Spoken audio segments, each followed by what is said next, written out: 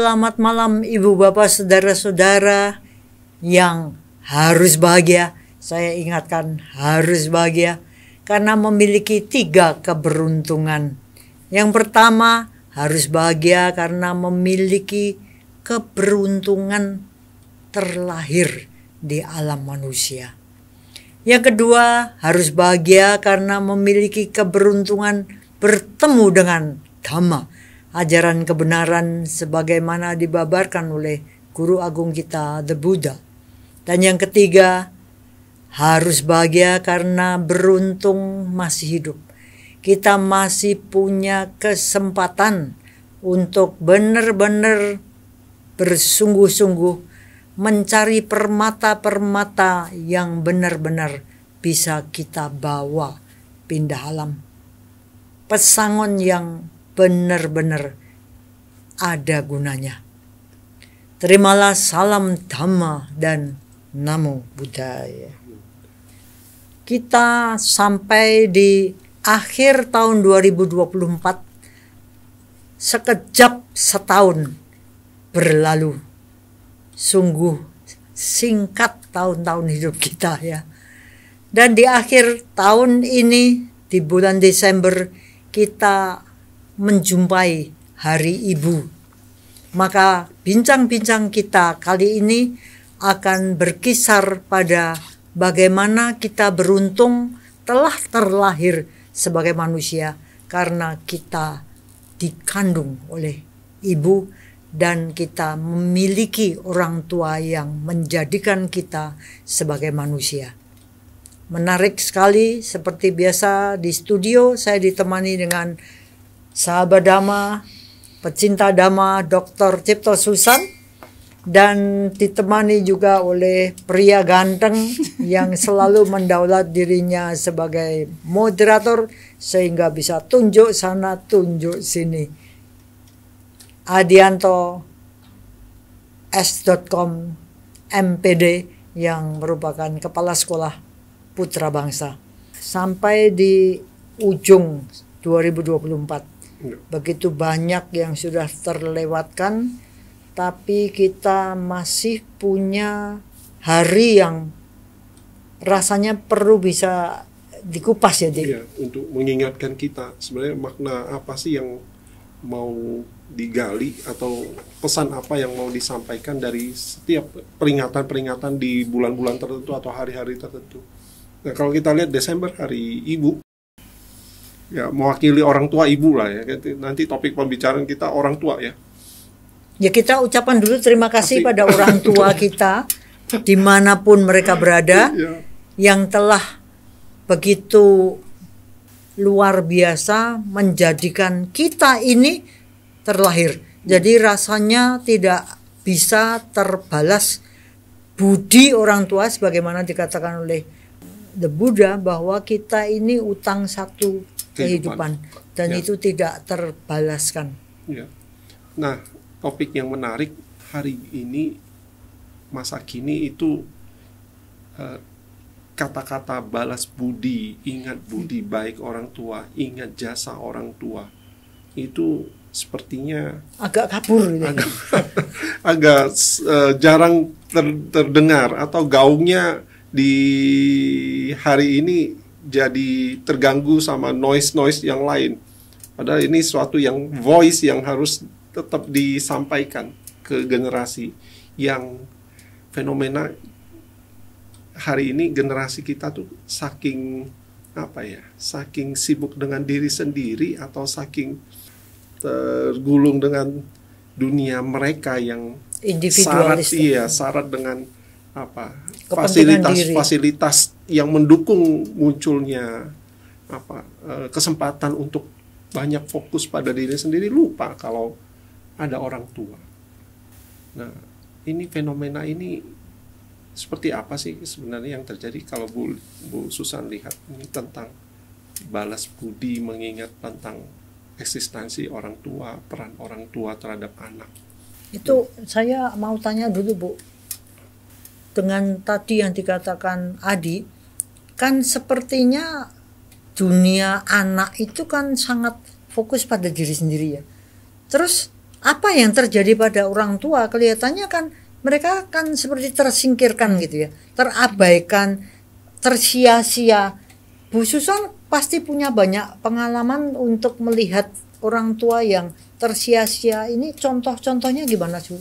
Ya, jadi kalau kita lihat ya Pak, di era modern ya, kita tuh menyebutnya ini modernisasi, itu membuat orang itu lupa pada tanggung jawab kolektif yang kita sebut saya bertanggung jawab atas hidup orang lain. Dalam dunia modern yang diperbesar itu adalah privilege gitu. Saya punya Hak istimewa dan kalaupun misalnya saya itu, kalau tadi ibu terutama itu kan kita hutang satu kehidupan nah, ya. Itu kalau untuk di masyarakat modern nggak berlaku Pak. Ya sudah sewajarnya kamu melahirkan saya gitu, dan salahmu sendiri gitu. Jadi kamu harus tanggung jawab pada saya, malahan yang kamu lahirkan gitu. Jadi malah orang tuanya yang utang ya gitu. Jadi ya menarik kan, saya nggak minta dilahirkan. Alasan mereka bisa gitu kan. Jadi salahmu sendiri. Dan karena saya anakmu, ya itu tanggung jawabmu terhadap aku. Dan saya itu nggak perlu membalas gitu, karena itu adalah tanggung jawabmu terhadap saya gitu. Dan menariknya lalu orang tua dalam tanda petik semakin bertambah usia, parent dengan lansia ya. Ketika parent kita itu bertambah tua, bertambah usia, itu akan dilihat sebagai beban.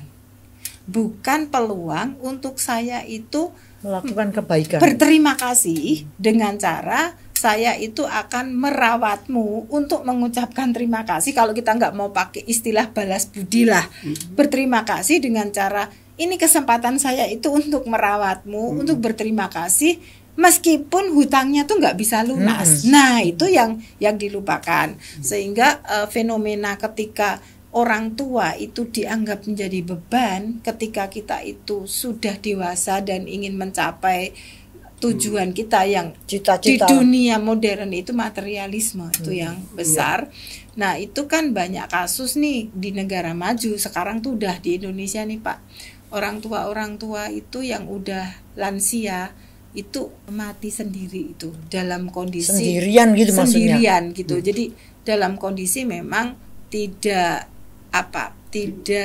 kopen ya, tidak terawat, tidak diketahui gitu ya oleh keluarganya gitu. Ini di negara maju tuh udah lama terjadi gitu.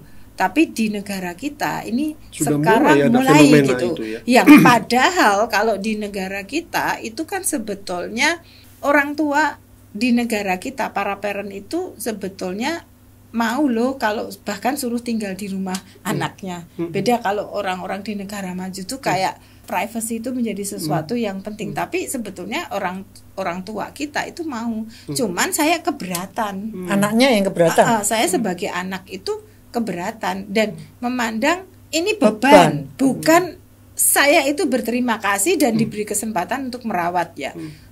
Bahkan kepedulian untuk zaman dulu tuh kita bisa nitip tetangga atau Bu. Wong kita pergi aja titip ya, tolong ibu saya begini begitu. Nah, ini yang menurut saya mengenaskan ya. Di dunia sekarang ini tuh mengenaskan. Nah, yang lebih mengerikan budaya keyakinan untuk menghantarkan orang yang mau meninggal dengan doa. Bahkan setelah mereka meninggal lalu kita itu tetap menghantarkan dengan doa, itu semakin tipis. Jadi kalau sampai ada kematian yang tidak ketahuan, kita nggak begitu merasa bersalah gitu.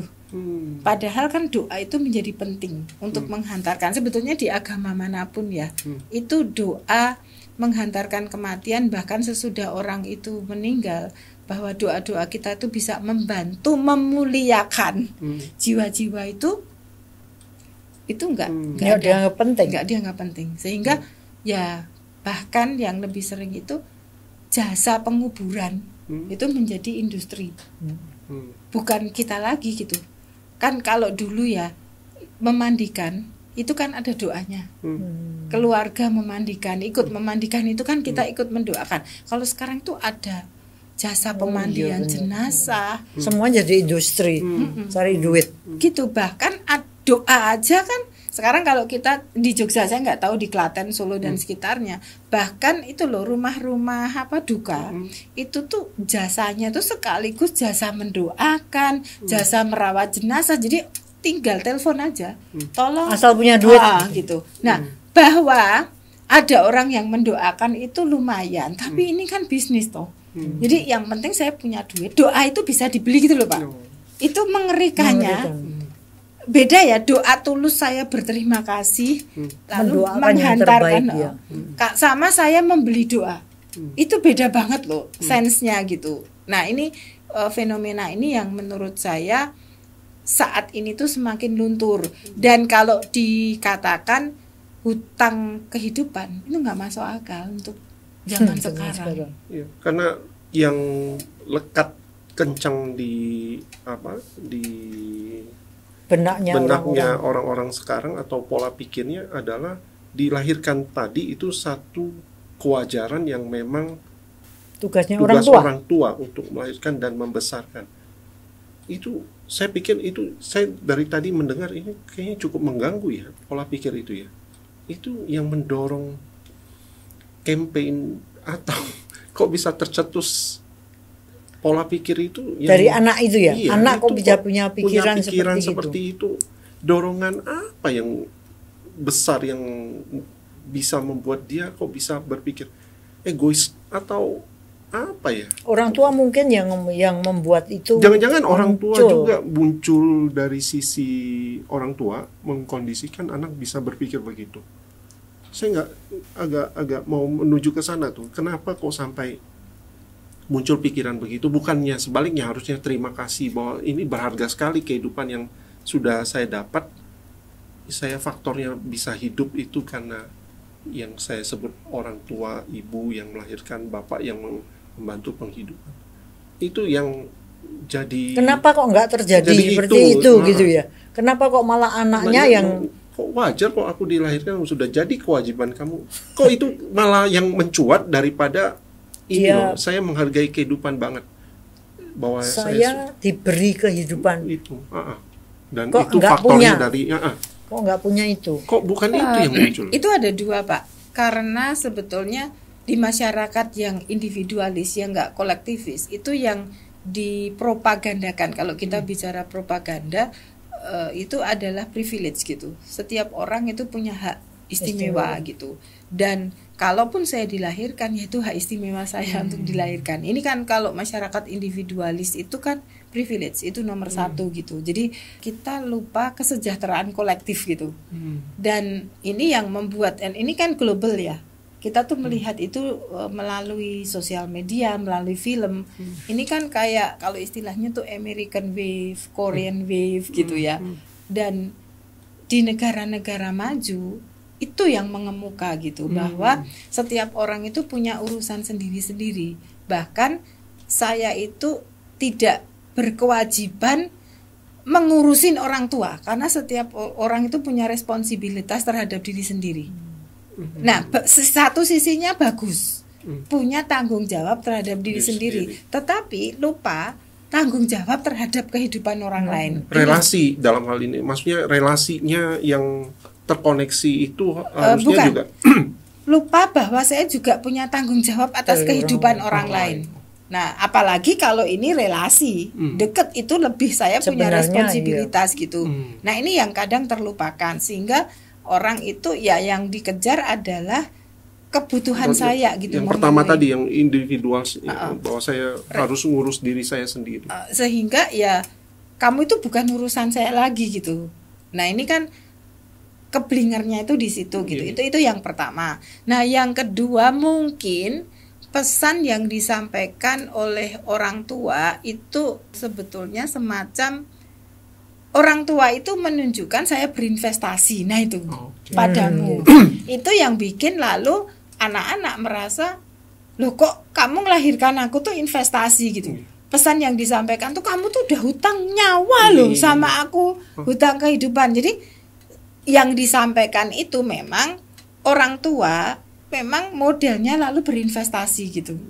Jadi kamu harus membalas budi. Misal nih, ya sekolah itu seperti yang saya inginkan. Kamu besok harus jadi ini. Besok tuh kamu harus kaya. Kamu harus seperti ini. Nah, orang tua yang macam ini pesannya kan salah sebetulnya.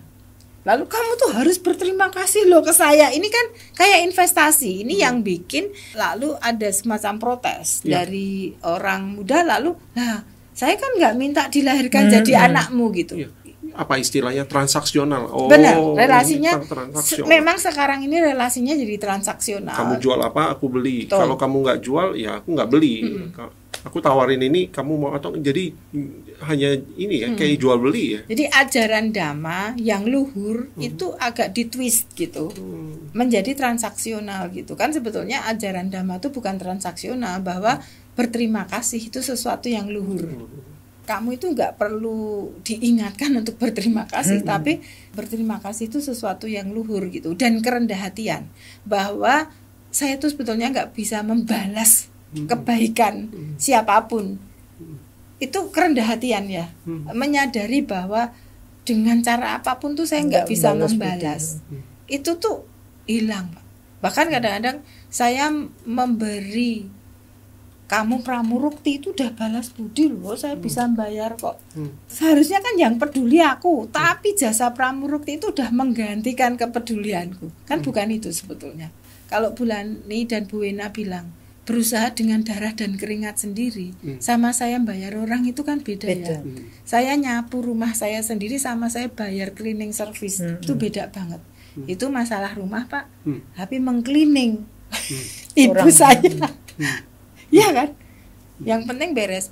Memandikan ibu, memandikan orang tua itu beda ya, sama saya bayar orang untuk memandikan.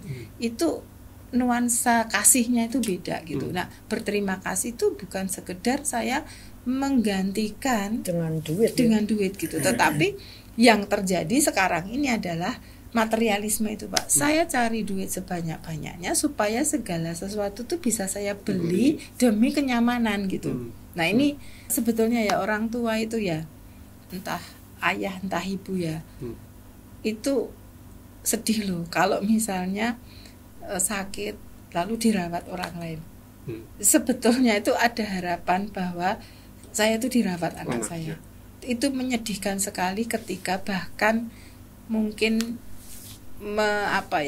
membersihkan kotoran-kotoran BAB atau apapun yang dikeluarkan karena kita nggak berdaya, mereka jijik. Itu tuh menyakitkan loh, menurut saya gitu. Nah, tapi ya siapa peduli gitu kan. Nah, yang nggak terpikirkan tuh itu mungkin nanti kalau giliran si anak ini jadi orang tua, baru dia akan merasakan penderitaan ini gitu ya sebetulnya. Nah, ini menarik. Nah, padahal kalau kita mau membersihkan apapun pada orang tua kita ya, entah itu kotoran yang dikeluarkan ataupun kita merawat, itu tuh kan buah karmanya itu besar sekali gitu loh.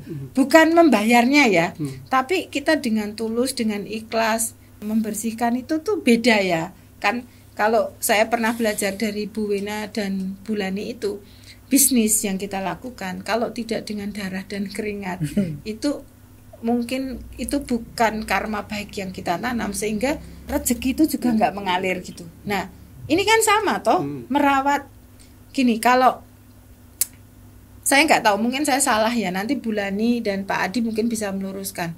Kalau saya itu merawat kehidupan, nanti kehidupan berikutnya itu hidup saya akan lebih panjang karena saya saat ini berinvestasi pada kehidupan gitu. Kalau saya dengar cerita dari Bu Lani itu, membunuh orang itu berinvestasi pada sesuatu yang destruktif. Maka saya harus membayar dengan nyawaku ketika di kehidupan yang akan datang berumur pendek karena saya harus nyaur utang. Nah, kalau saya investasi terhadap kehidupan, berarti kan saya nabung umur gitu kan. Nah, ini yang dilupakan gitu, bahwa merawat itu tuh berinvestasi pada kehidupan. Ini yang menurut saya dilupakan, Pak. Kecuali kalau gini, Bu. Kecuali kalau anaknya nggak pintar ngerawat. Kalau Lalu ngerawat malah ngerawat buat malah fatal repot. Ya, orang tua. kan intensi toh Bu itu. Ya. Intinya adalah saya nggak mau gitu loh. Lain dengan saya Tidak Pak bisa. Sudi gitu kan. Ah. Dengan "Loh, ini saya mau tapi orang tua yang bilang, kamu tuh ngerti apa? Ya ngerti ya susternya pramugara." Itu kan ceritanya jadi beda. Jadi bahkan itu pun saya berusaha ikut merawat ya sebisa saya, bukan membeli gitu. Intinya tuh bukan membeli dan menggantikan saya gitu. Dan yang saya lihat poin yang mau ditekankan adalah itu tadi, gratitude, Rasa berterima kasih, peduli, itu yang harusnya jadi dasar ketika kita merespon terhadap kondisi orang tua kita. Ini yang jadi menarik, yang waktu Ibu sampaikan saya mengingat campaign Singapura sama Thailand. Kampanyenya Singapura sama Thailand, sampai menteri sosialnya sampai bikin. Jadi itu kayaknya jadi isu nasional, sampai kementerian bikin, dan itu berseri. Salah satu bagian yang saya suka adalah anak melihat orang tuanya di rumah sakit sedang merawat neneknya. Jadi anak ini sedang melihat neneknya sedang dirawat oleh orang tuanya. Campaign itu diakhiri dengan bunyi, itu kalau kamu mau anakmu memperlakukan kamu seperti apa, ya itu kamu lakukan ya kepada orang lain. tua. Itu salah satunya. Dan dialognya, supaya saya lihat yang didorong dari kampanye itu adalah, kalau mau ngajarin anak tentang budi pekerti, jadilah teladan terlebih dahulu. Lepas dari aku berharap nanti kamu akan lakukan yang sama, cuman yang mau ini jadilah teladan terhadap apa yang mau kamu terima di masa depan. Teladan dulu. Itu kan kalau bahasanya yang ajaran Dhamma kan, apa yang kamu tabur itu akan kamu tuai gitu kan. Di episode yang lain, seorang ibu merawat juga nenek dari anak ini. Jadi selalu ada tokoh anak yang sedang melihat. Anak ini sedang melihat ibunya merawat neneknya dengan penuh kesabaran dan menyanyikan sesuatu lagu lullaby atau lagu Nina Bobo untuk neneknya. Keluar dari ruangan rawat, anaknya nanya, nenek kan selalu judes ya, sama ibu, sama saya, sama keluarga kita. Kenapa sih tetap mau dibaik-baikin? Lalu ibunya jawab ke anaknya,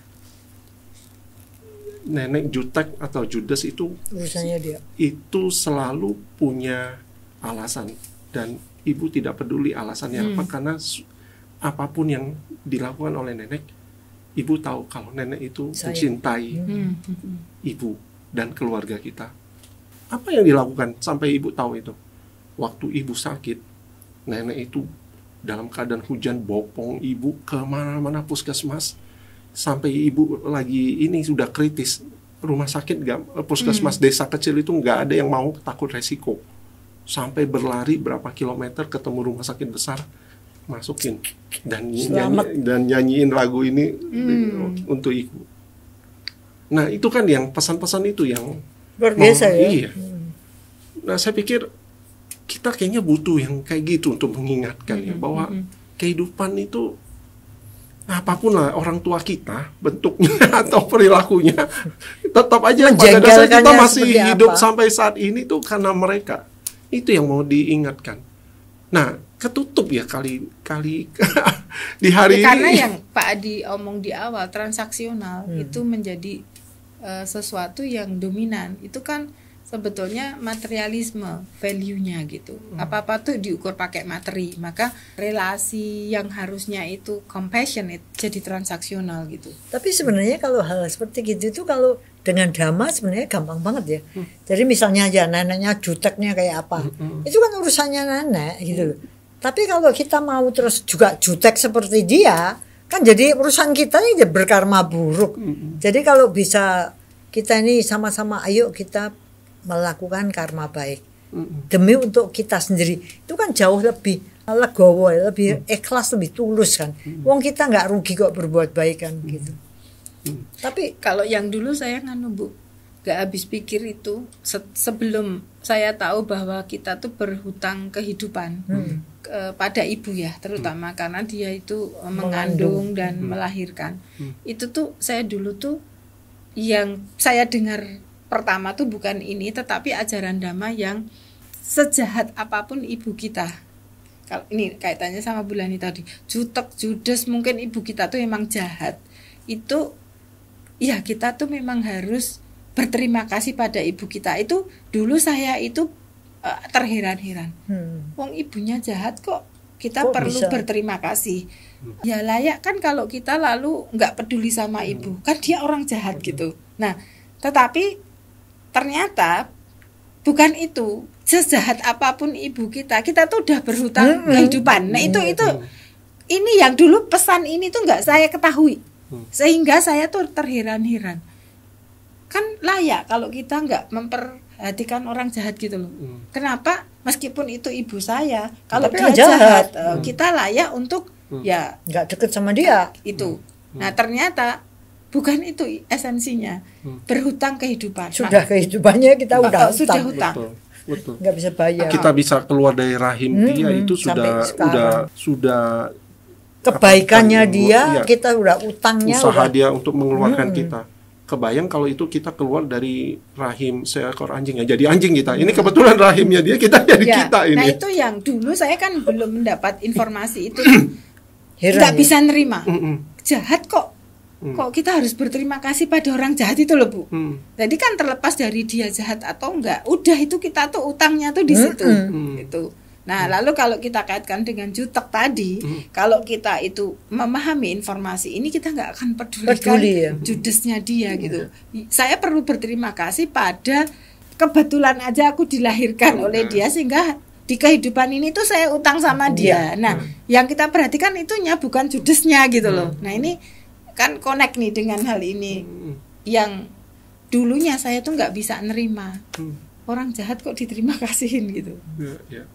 Nah kembali ke fenomena hari ini, kenapa banyak orang yang lupa bahwa hal itu yang sebenarnya harus penting tetap banget dijaga. Kita harus berterima kasih pada ibu. Pesan ini supaya tetap langgeng, ini tetap bergaung. Ini sebenarnya kita harus selain menyampaikan bahwa hutang kehidupan, bahwa apapun yang terjadi dengan orang tua kita terhadap kita zaman masa lalu itu urusan yang berbeda. Kita yang sekarang punya pilihan untuk tetap melakukan kebaikan. Saya mau lebih dalam lagi lihat apakah ada bobot karma yang dari Dhamma, bobot karma atau dari pandangan umum lah, yang menekankan bahwa kebaikan yang kita lakukan ke orang yang memberikan peluang kehidupan kepada kita, orang tua, itu seberapa besar ketika kita lakukan kebaikan terhadap mereka itu membawa dampak dalam kehidupan kita di saat ini maupun yang akan kita bawa di kehidupan kita di masa yang akan datang. Ini pandangan. Sebenarnya kan kalau kita bicara tentang kebaikan, karma baik, itu kan bayangan saya, itu kan seperti kita main game gitu ya. Jadi kebaikan yang kita lakukan itu kan levelnya kan banyak banget. Misalnya aja kebaikan yang kita lakukan dengan penuh kesadaran, itu kan lain dengan kalau kebaikan yang asal-asalan. Misalnya kayak gitu, bayangan saya seperti itu. Kebaikan yang kita lakukan pada orang yang pantas dihormati, dengan kebaikan yang lah ya udahlah asal-asalan daripada tidak baik, itu kan kayaknya bobotnya tetap berbeda.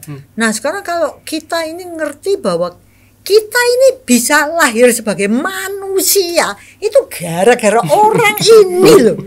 Meskipun jengkel itu dia loh berjasa segitu besar. Nah kalau kita udah ngerti gitu, kan kebaikan yang kita lakukan ini kita merinding ya. Kebaikan yang kita lakukan ini kan sudah otomatis jadi harus kita upayakan yang terbaik toh. Lepas dari dia tuh mau segala macam itu kan urusannya dia, tapi ini kan jadi urusanku waktu saya mau melakukan kebaikan. Sama-sama berbuat baik, mbok berikan yang terbaik. Wong kita ini enggak rugi kok. Apalagi sama orang ya itu, yang itu, tapi kita utang ini loh. All I have, semua yang aku miliki mau sesukses apapun itu gara-gara dilahirkan oleh orang ini. Kayak apa utang kita besarnya. Nah kalau kita sudah ngerti gitu, ya kita otomatis sekuat tenaga sebaik mungkin dong. Kita nggak peduli, wong itu urusannya dia kok. Tapi kan jadi urusanku kalau aku bisa jadi aku sekarang sesukses apapun karena dilahirkan sama dia. Nah dengan cara seperti itu, kalau menurut saya nggak logis kalau kita nggak memberikan yang terbaik hanya karena dia jahat, dia jutek, dia mau. Itu kan urusannya dia. Tapi ini loh, kita utang ini loh. Mau bayar apa? Wong kita kalau dhamma itu kan lebih serem lagi. Mau sampai kita bopong di sini, kita bersihkan, mau di apa dia di sini, kencing di sini, mau apapun juga kita bersihkan pakai apapun. Nggak kebayar loh, kita sudah lahir sebagai manusia ini nggak kebayar loh. Kalau dilihat lagi sebrengsek apapun orang tua katakan seperti itu, dia waktu kita kecil tuh dia makan itu kita dia bersihkan loh. Terus kita baru orang tua tuh baru makan itu. Saya sendiri kalau saya lihat gitu, karena adik saya tuh 13 tahun di bawah saya, jadi adik saya itu saya udah umur 13. Itu mami saya tuh kalau makan kan pakai tangan gini. Nanti adik saya nangis gitu, dia lihat kan berhenti loh. Dia itu bersihin gitu. Habis itu teruskan lagi. Lu tuh kayak gini tadi habisan enggak apa-apa. Loh, seperti itu aja sekarang mau sejahat apapun. Itu kalau dia waktu itu prek mati loh kita. Kita nggak hidup. Jadi baru lihat itunya aja. Kalau saya anggap ya sudah logis kalau kita ini harus sebaik mungkin. Logis. Nah, Bu Susan, lihat nggak sih, wajar nggak? Saya tuh kalau punya pandangan begini, kamu baik sama semua orang, dibantu. Tetap aja ketika kita dengar ya ada berita, dia tuh dermawan, bantu. Kok orang tua ditelantarkan, orang tua kandung? Kita kok lihat nggak ini mah nggak masuk akal. Orang tua yang melahirkan nggak dirawat sama dia sibuk mengurusin orang lain katakan misalnya. Kita secara masyarakat kita masih memandang orang ilo nggak pantas. Dia tiba-tiba kebaikannya ya baik sih sama orang lain, cuman kok menelantarkan orang tua tiba-tiba jadi nol jadi kebaikannya. Nah orang tuanya ditelantarkan.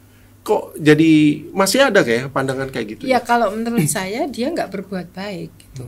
Ya dia menolong untuk mendapatkan pengakuan gitu. Kembali ke situ ya. Iya, jadi nggak berbuat bukan baik, orang baik ya. Gitu. Kalau sampai dia yang orang yang melahirkan dia sendiri yang merawat. Kan kalau intinya orang berbuat baik itu, saya berbuat baik pada orang yang nggak saya kenal.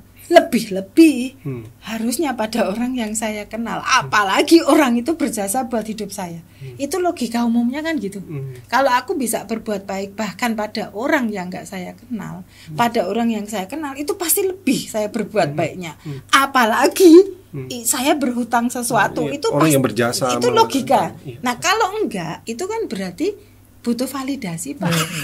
Kembali itu bukan berbuat baik. Ya. Saya menggunakan orang itu untuk mendapatkan pengakuan gitu. Jadi itu korban Bu sebetulnya gitu loh. Korban kejahatan gitu. Yang mendapat nama baik kan saya. Dan dia itu adalah korban yang bisa saya tunggangin untuk mengupgrade gitu. Bukan mengupgrade karma baik, tetapi mengupgrade nama baik gitu. Yang kalau Bu Lani bilang ini ke aku. Lagi ke ego gitu. Nah, lalu kalau Bu Lani tadi bicara tentang ini hutang kehidupan, hal lain yang saya soroti, kita ini terlalu sombong untuk mengakui bahwa ada banyak selain orang tua, selain ibu, orang yang berkontribusi atas saya bisa sampai seperti ini. Nggak punya kerendahan hati untuk mengakui itu, sehingga terima kasih itu nggak ada. Tidak berkembang ya. Rasa terima kasih tidak berkembang di hati. Tapi yang kalau poin itu Ibu angkat, saya mau kasih tahu di lingkungan kita itu ada tradisi menghargai. Saya dapat postingan Ini cerita nih.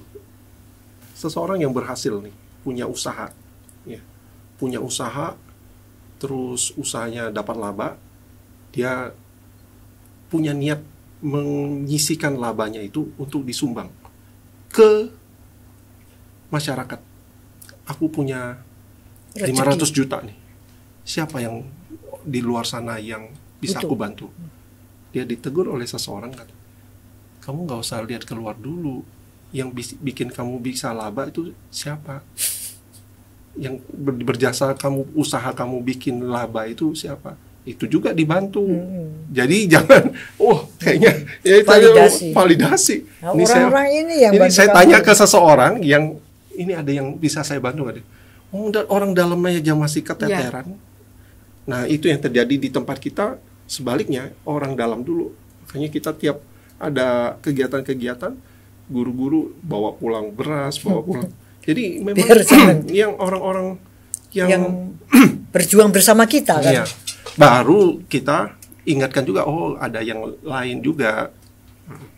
Jadi saya pikir berterima kasih itu hati-hati dengan validasi ya. itu maunya saya dianggap baik kan. Betul. Makanya kan itu kan nggak masuk di akal gitu. Makanya bulan itu kan bilang jangan-jangan orang yang nggak gitu tuh bodoh karena itu sesuatu nggak logis. Bu Wena juga bilang bodoh apa ya toh udah jelas nggak logis. Kita nggak welas asih sama orang deket tapi seolah-olah tuh welas asih ke itu kan double message yang kontradiksi ya. Sebetulnya itu bentuk kasih sayang atau mau bentuk validasi itu jelas kelihatan gitu. Dan ini sebetulnya sangat teramati ya gitu. Cuman gini Bu, masalahnya yang moha itu, yang bodoh itu nggak hanya yang nyumbang Bu, yang nonton juga bodoh. Mengagumi orang-orang macam ini gitu loh. Tapi tadi akhirnya kan zong kelihatan, wah, orang tuanya sendiri, orang dekatnya sendiri ditelantarkan. Jadi nggak ini ya, tidak bernilai luhur lagi yang dia lakukan. Betul. Jadi sangat hati-hati ya kita kalau berhubungan itu loh, sama kasus motivator terkenal, saya nggak mau sebut nama yang sekarang tenggelam. Itu kan gara-gara dia benar-benar, dia kan motivator tentang family gitu. Tapi dia menjadi sekarang ini tidak terdengar lagi setelah kasus bahwa dia menelantarkan anak dan istrinya. Nah, itu kan lalu masyarakat jadi ini gimana gitu. Kan sekarang nggak terdengar lagi gitu. Nah, ini kan sama Pak sebetulnya. Betul. Menyumbang tapi yang ditelantarkan jelas gitu. Itu siapa gitu. Betul. Jadi warning juga buat kita, jangan sampai gara-gara mungkin ini ya terekspos dengan validasi dari luar, kita lupa sama lingkungan dalam kita yang disebut keluarga. Dan mungkin memang mungkin dekat. Ya kalau kita menolong keluarga dekat kita menolong orang-orang yang berjasa dalam hidup kita itu nggak ada pujian nggak ada validasi. Ya wis wajar. Nah, tapi kalau menolong orang lain ya nggak kenal, wah hebat loh. Nah, kita tuh butuh dipuji. Betul. Kalau cuman wajar ya kan itu ibunya. Itu nggak menambah pride ya, Bu. Tapi saya pernah dengar kalau kita bisa baik ke orang-orang yang kita kenal itu luar biasa. Tapi sudah sewajarnya kita tuh baik kepada semua atau setiap makhluk. Karena memang tugasnya kita memang hadir untuk ini kan, untuk semua makhluk kan. Kalau kita ngomong semua makhluk itu termasuk anggota keluarga kita, ya udah memang kebaikan itu sudah sewajarnya. Jadi kita memang mau terlepas apapun. Jadi sebenarnya kebaikan itu harus tetap kita lakukan kepada setiap semua makhluk. Tapi yang dipegang tuh kan kata-kata luar biasanya Pak. Jadi misalnya gini, kalau kita berbuat baik pada orang yang pernah berjasa dengan kita, pada orang yang dekat itu biasa. Yang luar biasa, kalau kita tuh bisa berbuat baik pada semua makhluk, bahkan itu musuh kita. Nah, yang dikejar tuh luar biasanya. Padahal kan ajarannya bukan itu. Kan yang kebaikan itu harusnya jadi kewajaran untuk semua. Maka di situ pentingnya dhamma yang memporak-porandakan pola pikir yang salah kan. Dengan Dhamma, pola pikir kita benar, maka kelihatannya semua jadi wajar.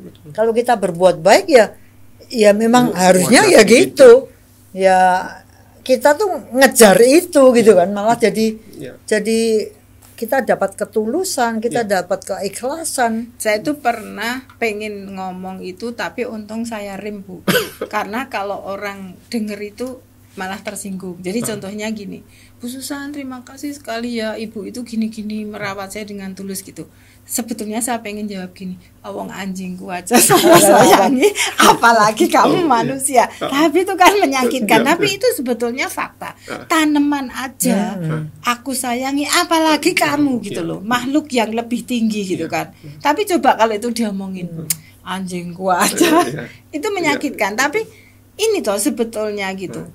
Dan lagi kalau kita tuh nyadari kasih sayang dan ada hubungannya dengan kita ini utang satu kehidupan, maka rasanya loh logis bahwa kita tuh memaafkan tuh lebih gampang loh. Berterima kasih itu adalah wajar, setiap menerima kebaikan mau kepada siapapun itu kan jadi kalau pandangan itu kita pegang, iya akan jadi kewajaran yang harus dilakukan, mau ke orang tua, mau bukan maksud saya gini. Kadang-kadang kan saya lihat orang tua tuh memang ya menjengkelkan, pokoknya langsung gitu ya. Tapi kalau kita ini ngerti bahwa ya aku ini utang satu kehidupan, mau apapun juga utangku udah lunas, maka katakan sejahatkan, menjengkelkan, kurang ajar dan sebagainya, kita ini gampang memaafkan gitu. Ya sampai apapun ya aku belum lunas, yalah gitu. Jadi menurut saya amat sangat gampang memaafkan kalau kita ini ngerti bahwa kita ini utangnya, ibaratnya aku utang 100.000 triliun. Lah saya mau digini-gini kan ya aku masih tetap belum bayar utang ya, saya masih bisa ya enggak apa-apa. Itu yang menurut saya membuat kita rendah hati, Bu. Kalau kita merasa seberapapun saya mencicil atau seluruh hartaku saya belikan, itu nggak bisa melunasi, itu kita lebih rendah hati gitu loh, untuk nggak jengkel gitu. Ya jengkel tapi bisa maafkan menurut saya. Karena kalau nggak jengkel tuh kita arah hati. Jadi kita tetap jengkel tapi kita bisa memaafkan. Katakan kalau bahasa Jawanya ngomong, alah wes sing waras ngalah, itu lebih gampang. Saya aja ngerasain, bukan terhadap ibu ya, tapi saya itu kan paling kecil gitu. Nah artinya kakak-kakak saya ini kan dulu papa saya bangkrut, itu punya peran yang sebetulnya bukan tanggung jawab seorang anak untuk bertanggung jawab terhadap adiknya. Itu kan tanggung jawab orang tua. Tapi kakak-kakak saya itu kan dalam hal tertentu sering menggantikan peran orang tua untuk merawat adiknya ya. Nah itu aja saya nggak bisa lupakan Pak, bahwa saya utangnya, padahal itu nggak melahirkan saya, tapi saya merasa utangku tuh nggak akan lunas gitu. Saya bisa jadi seperti ini tuh karena itu pengorbanan mereka juga gitu. Dan nah ini yang membuat saya itu nggak marah-marah, nggak jengkel ketika perilaku mereka sekarang yang tua apalagi sakit itu rewel, menjengkelkan, rewel dan karena saya merasa dulu mungkin saya lebih rewel, dan itu bukan tanggung jawab dia loh, seharusnya dia ambil tanggung jawab itu menurut saya nggak akan lunas gitu loh. Nah sikap berterima kasih, mengingat jasa kebaikan budi balik orang ini yang diingatkan oleh Suta, inilah berkah utama yang membawa kebahagiaan buat yang melakukan. Ya karena pikirannya kan lost.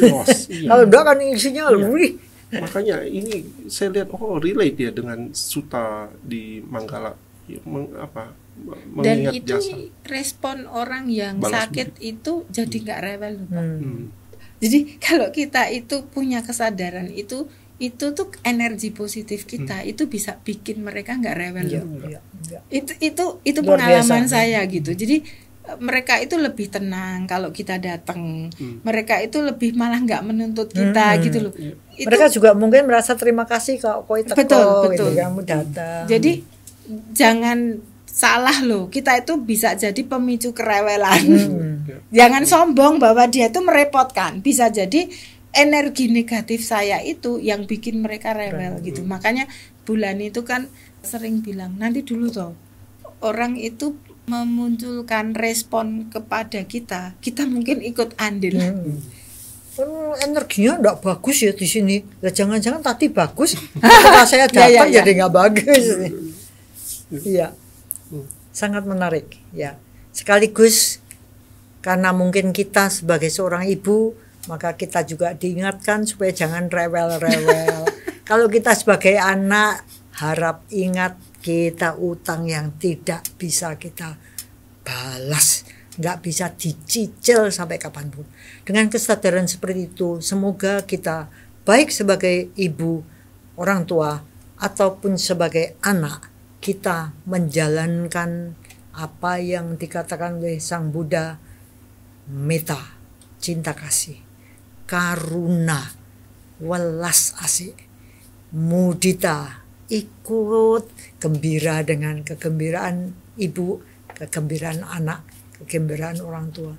Dan kalau segala sesuatunya berjalan tidak sesuai dengan maunya kita pakai jurus UPK.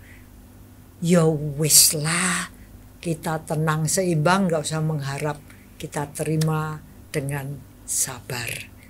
Kanti.